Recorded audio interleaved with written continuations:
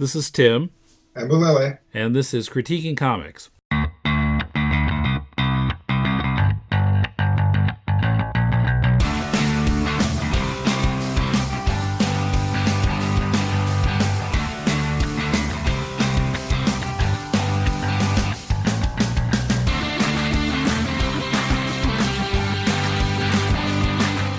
Welcome to Critiquing Comics. This is Tim with Mulele in Tokyo. How are you?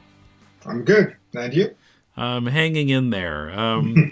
Mulele's talking about how tired I sound. It is almost 10 p.m. as we're recording this, but yeah, I'm hanging in here long enough to critique a couple comics anyway. Yeah. Let's start with Purgatory Pub by Gabriel Dunston. Mm-hmm. This is an interesting comic. He sent us 3 big volumes, 3 PDFs, each one well over 100 pages. I read 115 pages of the first one. And so most of it is about an angel and a devil who are friends in spite of being kind of on opposite sides, literally working against each other's causes, because they talk about how each of them has, they'll say a mark. Who is their mark to turn to God or to the devil? And so they're, literally working against each other, but, they try to avoid targeting the same person because they want to stay friends. And, I was interested in the stuff that they were talking about, especially in the first chapter, talking about not simply dismissing religion, but moving past what they call the kiddie stuff of the religion to, consider religion more deeply. I don't know, having grown up, going to church and, my dad's a minister, that was interesting for me. And, similar to thoughts I've had myself. And, about being more open-minded. And I felt like whether Gabriel is aware of it or not, you could also read this comic as like an example of reaching across other kinds of divides, like, the political divide in the U.S. these days. Being friends with someone who has very different beliefs, which is something that seems to be getting rarer in America. So that was interesting. My only complaint about the comic is that I read 115 pages and it feels more like a philosophical conversation than a story.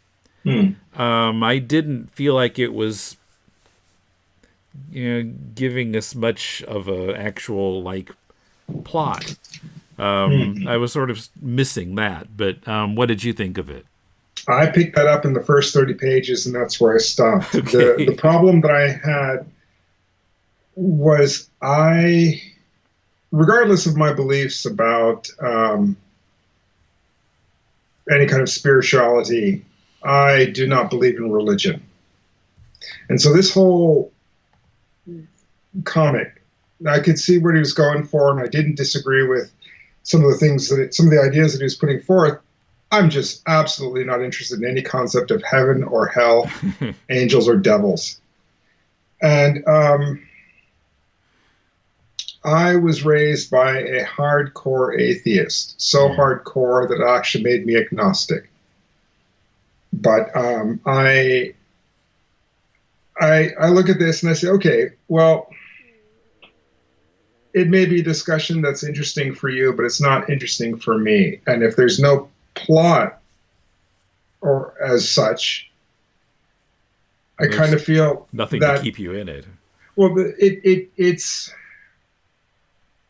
the setup and the discussion itself are the only thing that the person felt they needed to make their comic.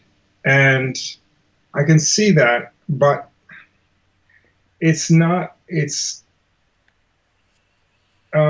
the conversation is not so good, nor is the philosophical points that are made so profound that it needs me to stay in the conversation to see what else is coming.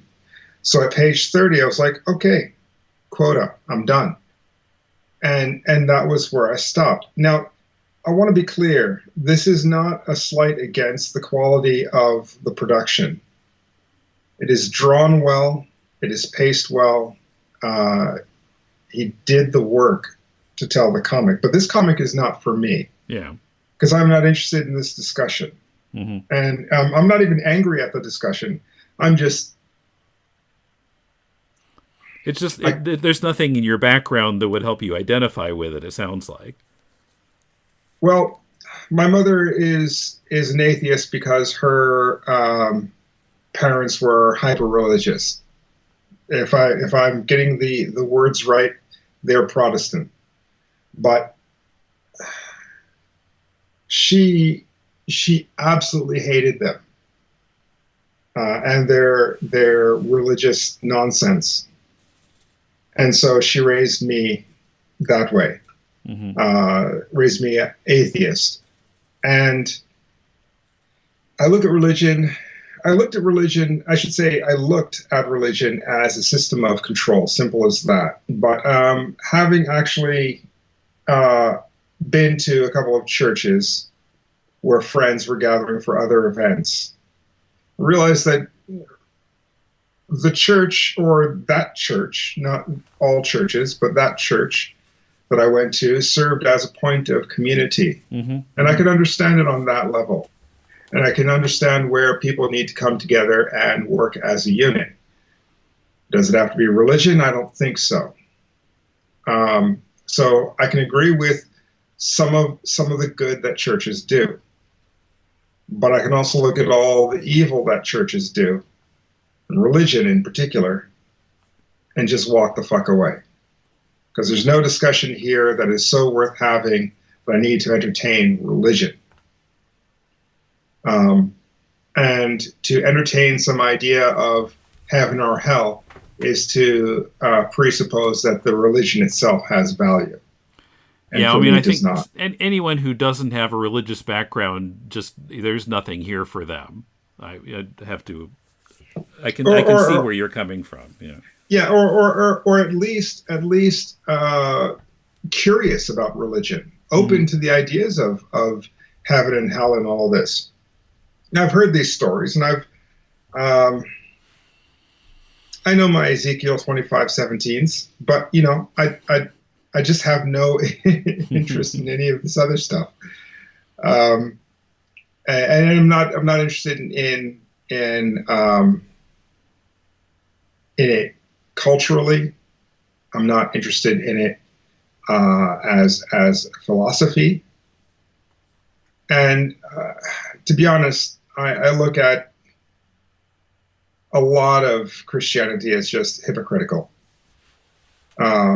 especially when it comes to the bit about war, violence towards others. Mm-hmm. The idea that Jesus Christ was a pacifist, but here we are. Yeah, well, it depends on which strain of Christianity you look at. Some are actually pacifist and others are not at all, but there are many different strains of it. Okay. But well, yeah, I think a lot of people... pacifists are hypocritical. I think a lot of people who didn't grow up in the church or don't have a connection to it are, tend to kind of lump it all together, or just see, the ones who have TV shows are sort of what they see, and those tend to be the worst ones, I would say. Now, granted, I will say this: the thing that would have pulled me in a little bit more would be if something actually happened because of their beliefs or their ideas or something. Mm-hmm. They're just talking to each other, and it seemed, at least in the first 30 pages that I read, that nothing changes from. They don't convince the other of anything. There's no kind of inroad. They just see things differently, and that being the literal point of it, they see things differently. Mm-hmm. Yeah, and When on they page 115, I don't feel like very much has changed. We did get one scene which, if I understood it correctly, it was not these two guys, it was God and Lucifer when he was still an angel right, having a conversation. But nothing was really changing there either. So, yeah, I mean, that's my big complaint about this comic is that it just feels really static and right. there's nothing developing. Mm. So if this first volume is a setup to get to the next two volumes where something actually happens, I'm sorry, there's nothing here that pulls me in far enough to want to read the next two volumes. Yeah, same here. And if you're looking at 150 pages per volume, why am I going to read a 450 page book about two guys having a conversation about the mature side of religion? Yeah, well, I mean, even if it does start to develop in volume two, that's too late to keep us interested. Yeah, it actually should have started developing around page Page, 10. yeah, or page five or something like that. Yeah. Yeah, the hook is non-existent. Hmm. It's like, okay, here we're going to have a conversation, and but I also have to say that so and this is about as far as my religious my foray into religion will go. In that religious allegory, or I don't know if it's an allegory, in that religious film, that Christian movie that was so popular in the 90s. You know the one? Um, Um, which one are you Pulp talking? Fiction. But Pulp Fiction. Okay. Anyway, in that religious movie, Okay. there's a scene where the two killers go into an apartment and the one guy, before he kills the guy, says his bit about Ezekiel 25:17.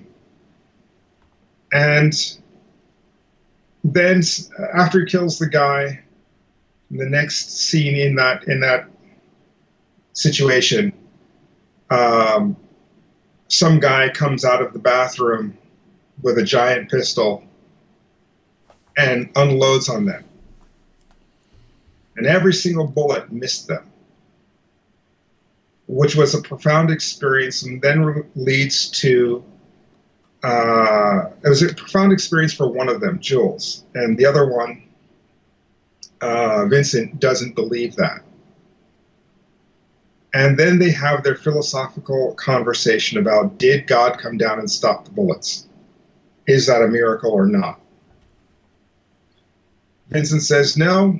Jules says yes, and Jules makes a change in his life that is actually quite profound in the end of the movie, where he decides, okay, I'm not going to be this guy anymore. I'm going to change my ways, and I'm going to start right here and right now. I'm not going to do the easy thing and kill this person who's in my way. I'm going to make sure that we all live. And this was the Travolta character? No, this was the Samuel L. Jackson character. Okay. You never saw Pulp Fiction? It was too violent for me. I couldn't make it to the end.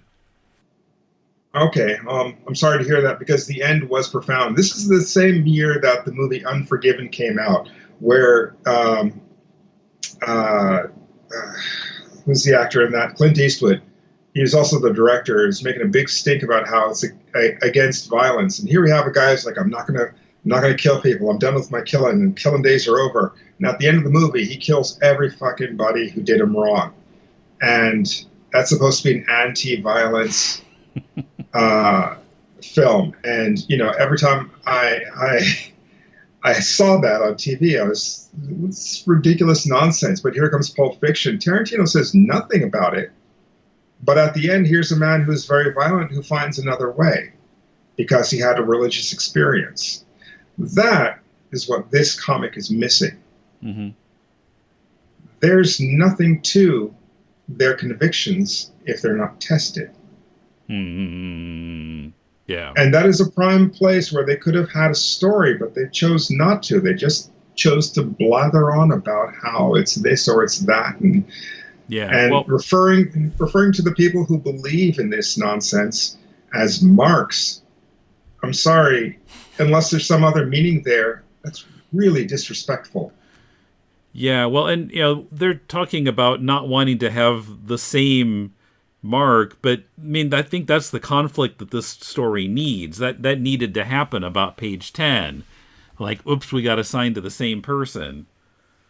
Yeah, but to call them marks Well, yeah, I see is your the point. disrespectful part. I see your point, but I'm just saying, as far as plot, I mean, that's sort of the obvious plot path to take, and on page 115, he still hasn't taken it.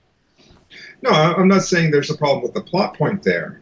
I'm saying calling them a mark No, I is understand that. disrespectful. I understand that, Okay. but I went a different direction from there. Yeah. Okay. Okay.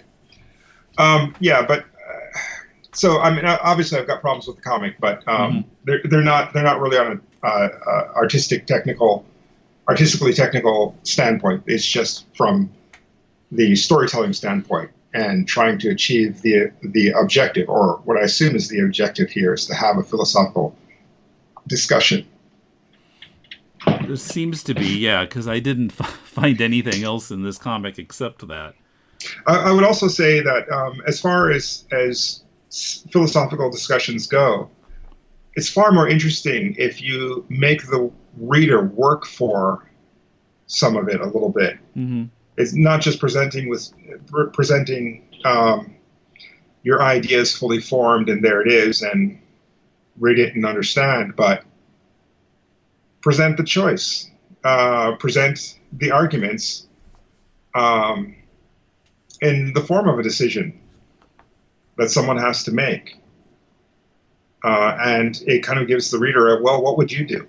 Hmm. Hmm. Um, if you've got a Sophie's choice, so to speak. Yeah. I don't remember exactly what Sophie's choice was, though. It's just Um, a thing we say these days. yeah, I haven't seen that movie, but as I understand it, it's, there are Nazis involved and they make her choose which one of her sons they're going to kill. Okay. Yeah.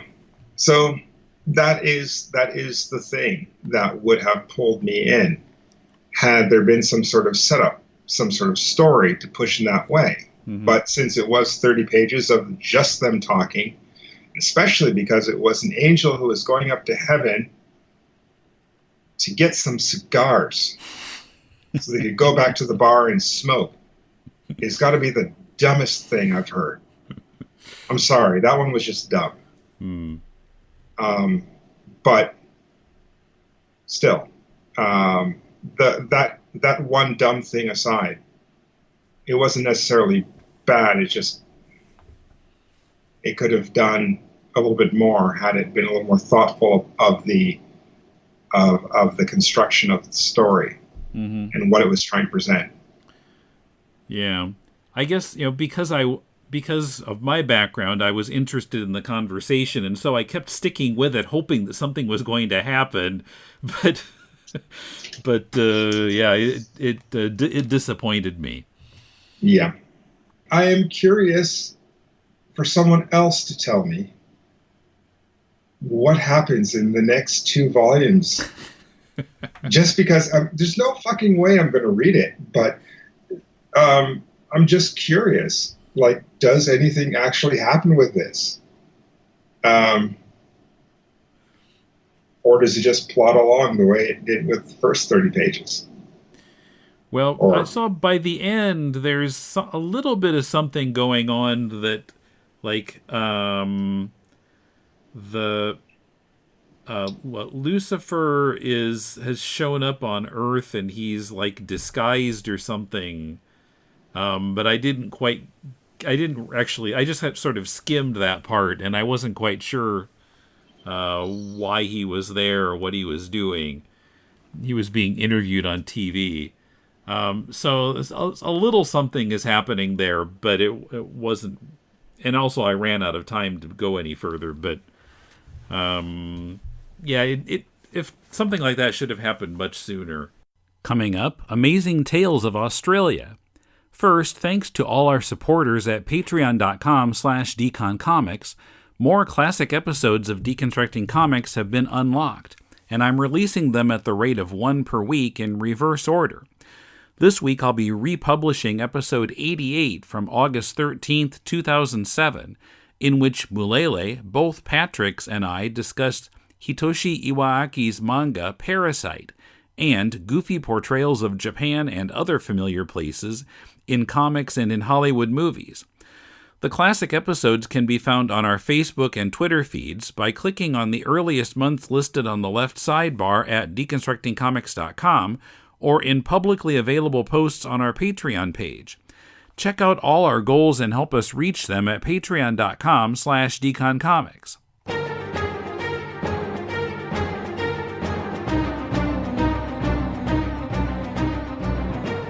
Welcome to the Superman Fan Podcast. My name is Billy Hogan, and I will be your host.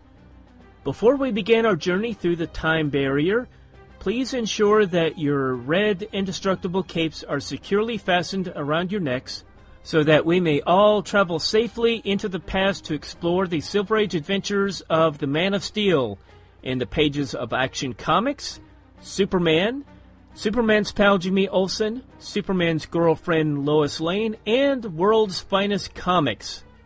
After we return from our journey, I encourage you to go to the website, thesupermanfanpodcast.blogspot.com. I look forward to have you join me each week to explore the Silver Age adventures of the Man of Steel.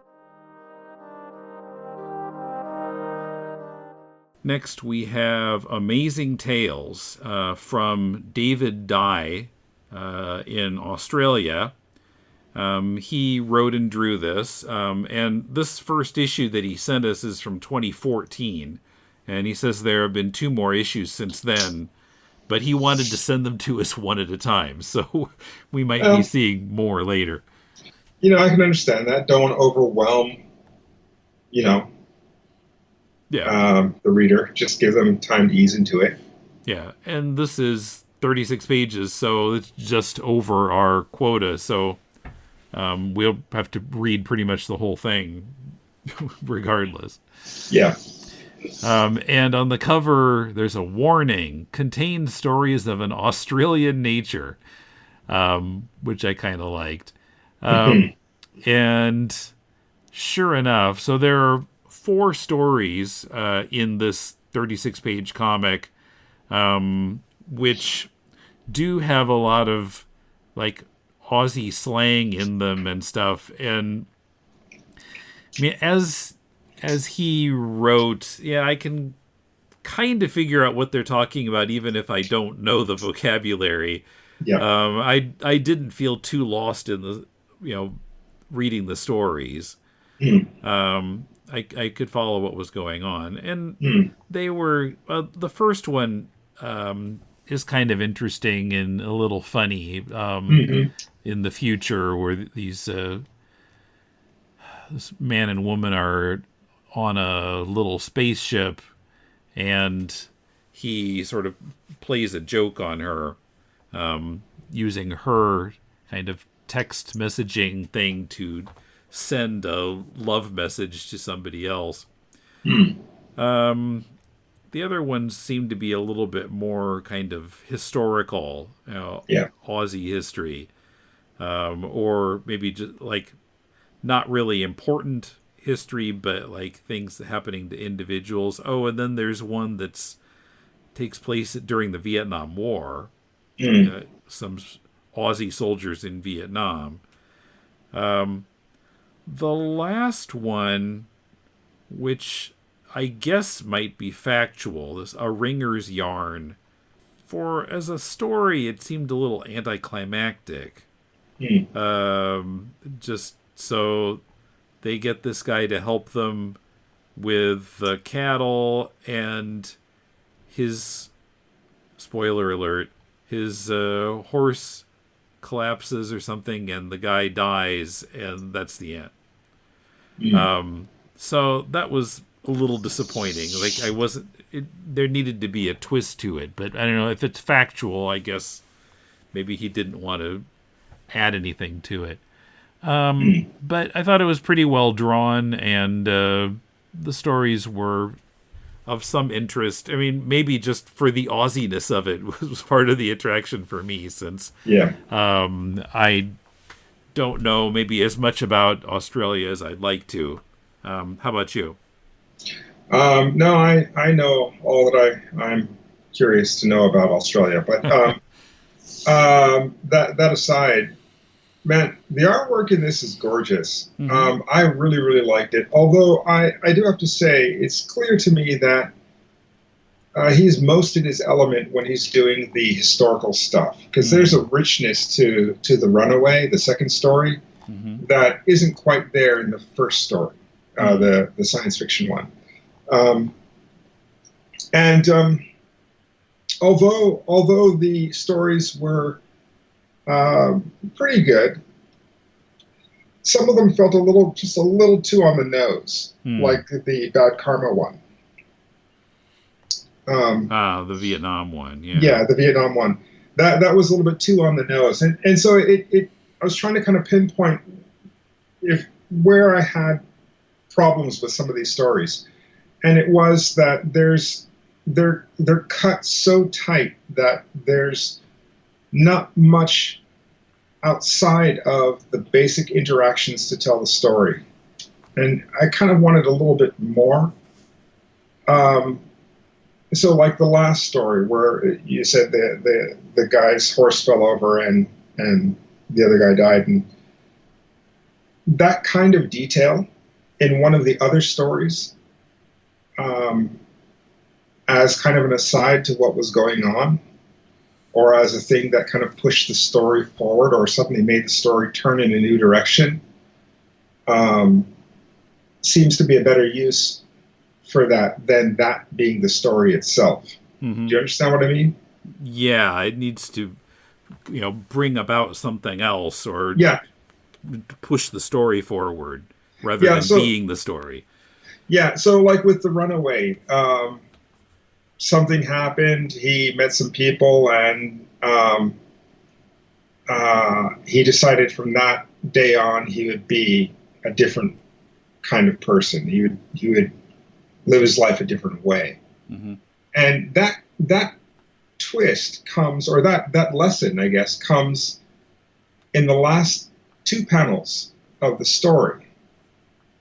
And it seems to me that the stuff that happened up until that point was quite interesting, but suddenly in the last two panels you get a twist and a resolution of the story.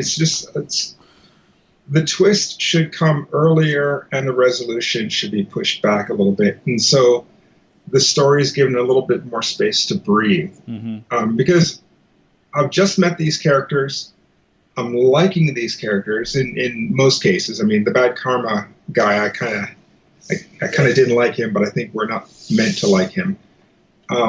But spending a little bit more time with these characters would really add a lot to the depth and the feeling of the story. So rather than splitting your 36-page comic among 4 stories, just have one story that you're going to tell completely, solidly, and leave nothing to be desired, that everything has been told. Because I kind of feel like these are just a little too tight. At least cut it to 2 stories per issue. But I also want to say to Dave Dye, please do send in the next 2 issues. I'm very interested in reading. I would love to see them. Yeah. And don't even have to split them up. Just send the next 2, and we'll review them in the next go around. Sure, yeah. When people send us good comics, even if it's multiple issues, we'll plow through them for an episode. Well, see, this is the thing. What he's got here is enough for me to say, man, that's something. I want to see what he does, because what he's learned on these pages, he'll apply to the next pages. And I kind of feel that there's some growth within this book by itself. And so, it definitely was not a waste of paper, or in our case, pixels. screen pixels, and I would like to see the next bit, the next whatever you've got. Mm-hmm.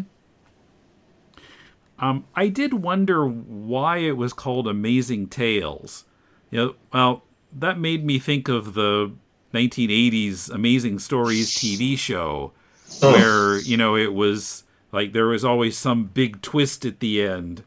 And these stories didn't really seem to be that kind of thing. Well, none of the stories are amazing. That's the thing. They're all interesting. But yeah, they're rather. I don't. Yeah, I'm trying to find the right word. They're just kind of interesting, maybe, or a little. I can't find the best word for it, but yeah, interesting maybe, but not like wow, not that kind of thing. Yeah, I think definitely for later issues, at least after book 3, I guess. Change the title to Kind of Interesting Tales. Intriguing or... Yeah, intriguing tales. Well, yeah, Amazing Tales does kind of call back to some sort of fantastic fantasy or science fiction storytelling. And he does have a science fiction story in beginning, but it's only SF because... it requires spaceships, but there is no science in that story. And to be honest, it could have been something that was in the Vietnam story without any change. They're in a dropship, dropping off troops, and what they're doing there's nothing fantastic about it. Yeah. So in that sense, not amazing tales, pretty good tales to intrigue and interest. Well, we don't have anything in particular else to talk about this time. Spider-Man's back in the MCU and all's right with the world. We could plug our Patreon show a little bit, which we're still calling Tim Catches Up with the MCU, and I am indeed in the process of catching up with the MCU. Yep. And by the time people hear this, our Doctor Strange show will be out, and now we need to do Guardians of the Galaxy Volume 2. Let me ask you. You've not watched Guardians of the Galaxy Volume 2 yet. Right. What is your prediction? Will you like it? Hate it? What? Well, I mean, there hasn't been a movie that I've hated yet. I mean, certainly the first half of Thor: The Dark World left something to be desired. Yeah. But yeah, I think all of them I've somewhere between thought was okay and loved. So yeah, I mean, I expect that I will like Guardians 2. Okay. Not beloved. Well, the first one I liked a lot. I wouldn't say that I loved it. Yeah, like I didn't like it as much as Civil War. But yeah, it was one of the better ones. So okay. So I would, and yeah, I think it's the same people behind the second one, right? Same writer and director and everything. So yeah, that's right. So yeah, I expect that the second one will be as good, if not better. I do want to ask you, and I don't mean to put pressure on you on air, but you've never done that before. No, absolutely not. I don't pressure you into any sort of thing. Oh no. But how do you feel about seeing the Joker? I don't know. That might be a tough watch for me. In what way? Well, I mean, it sounds like it might go over my acceptable violence levels. I might be too squeamish to see it. There is a gritty realness to it, but at the same time, it doesn't get too gory. Mm-hmm. I've already seen it, Uh-huh. and I'm kind of curious to see what your take is on it. But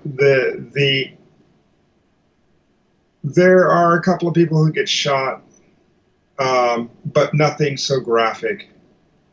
No arms getting cut off, or as far as I remember, throats getting cut, or any no disembowelments or anything like that. Nothing like super gory. Okay. It's viscerally realistic, Mm-hmm. as in the people who die in cruel ways. But I don't. I'll say this. I didn't find any sadistic glee in the killings on the part of the filmmakers. And so I would say there are some shocking moments, but I think you'd be okay. Okay. Well, we'll see. Time is also a factor, but Time is always a factor with you. yes, indeed. Yeah. Okay, well, if anyone listening would like to send us their comic to critique, you can send a PDF or a link to mail@deconstructingcomics.com, and we will read at least 30 pages. We'll read more if we like it, and either way, we'll talk about it on the show. So, and I am on Twitter @DeconComics, and Mulele. I'm Mulele Redux, just about everywhere, but mainly I'm on Instagram and Twitter. I retweet a lot on Twitter, stuff that is not mine, and I post about once every 2 weeks or so on Instagram these days, but it's all art, so if you like the art, go there. Okay, cool. Okay, so till next time, this is Tim. And Mulele. And thanks for listening to Critiquing Comics. Next week on Deconstructing Comics, Alberto and I discuss Katsuhiro Otomo's manga Domu, A Child's Dream. See you then.